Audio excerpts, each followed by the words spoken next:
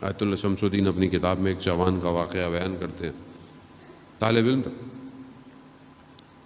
کہتا ہے میں بازار سے گزر رہا تھا تو ایک نامحرم پر میری نگاہ پڑی اور اس نے میری نگاہ کو کھینچ لیا، اپنی طرف متوجہ کر لیا. تصویر ظاہر ہے فریم میں آ جاتی ہے. ابھی بہت سے لوگ کہتے ہیں نیت اچھی ہونی چاہیے. نیت تو خراب نہیں تھی، میں دیکھ رہا تھا، تصویر تو آ گئی نا ذہن میں.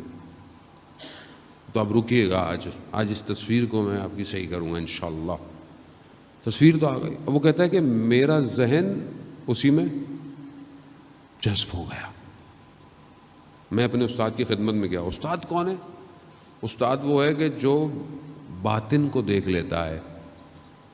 لوگ اپنے باطن کو دکھانے آتے تھے کہ میرے اندر گڑبڑ کیا ہے. کہتا میں جیسے استاد کے پاس گیا، میں نے استاد سے کہا کہ میری طرف میرا کیا حال ہے. کہا کہ میں تمہیں دیکھ نہیں سکتا، تمہارے ساتھ وہ خاتون موجود ہے. یعنی ایک نگاہ 40 سال کی عبادت کو ضائع کر دیتی ہے. ایک نگاہ. ہاں فرق نہیں پڑتا کیا ہے، یوٹیوب، فیس بک، نیٹ فلکس. نیت اچھی ہونی چاہیے. یہاں نماز پڑھی عبادت کی، یہاں نگاہ پڑھی، نور چلا گیا.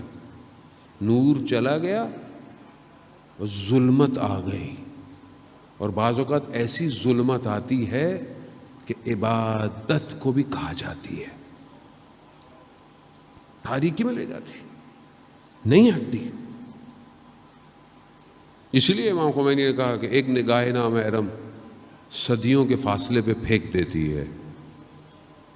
ذہن میں بس گئی. کہا کہ جب تک یہ تمہارے اندر ہو رہا تھا میں تمہیں دیکھ ہی نہیں سکتا. بہت شرمندہ ہوا، سجدے میں گیا، گریہ کرتا رہا. خدا غلطی ہو گئی، خدا معاف کر دے. متصل ہوا حضرت سیدہ سے، کہا بی بی میری عزت آپ کے حوالے ہے، بچا لے مجھے. آپ دیکھ رہے ہیں ایک نے کہا. بی بی نے لطف کیا، نکال دیا باہر. پھر استاد کے پاس گیا، کہا ہاں اب چلی گئی ہے وہ تمہارے اندر سے. ہم صبح شام کیا کر رہے ہیں؟ تو سسٹم ایسا ہی ہے نا. آپ اچھا کام بھی کریں گے آپ کو آئے گا. کیسے اپنے آپ کو بچائیں اجزاء محترم؟ مجلس سنتے ہیں، گریہ کرتے ہیں، نور آتا ہے، نورانی ہو جاتا ہوں. پھر خدا نخواستہ کو غلطی ہو جاتی ہے، گیا، پھر گیا. پھر بھی خدا لطیف ہے، کریم ہے، رحمان ہے، رحیم ہے، موقع دیتا ہے. آؤ، پھر جاؤ، پھر آؤ، پھر جاؤ، پھر آؤ، پھر. لیکن یہ نہ ہو کسی اسی آنے جانے کے راستے میں اگر روح نکل گئی نا